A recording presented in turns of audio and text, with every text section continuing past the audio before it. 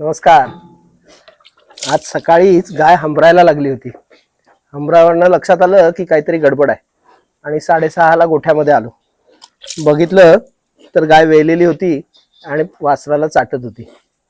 आता आमच्याकडे आत्ताच 8 दिवसापूर्वी 26 तारखेला राम आलाय. मग आम्ही पण बघितलं तर तोही नंदीच झालेला आहे. त्यामुळे आम्ही त्याचं नाव लक्ष्मण ठेवायचं असं ठरवलंय. आता हे बघा, हे सड तुम्ही बघितले तर आपला हातामध्ये पण राहत नाही एवढे घट्ट आता हे झालेले आहेत. तिलाही खूप त्रास होतो याचा. त्यामुळे आता आपण दूध काढणार आहोत, चिक दूध. आणि वासरू आता वाट बघते मला कधी पाजतील असं.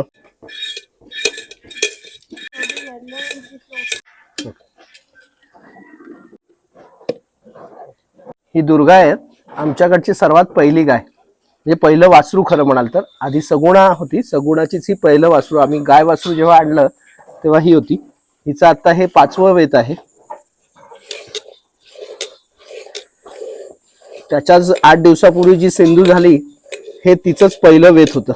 आता आपण सड थोडे हलके करतोय म्हणजे मग वासराला पिता येतील, कारण त्याला तोंडातच घेता येत नाहीये, एवढे मोठे ते सड झालेले होते.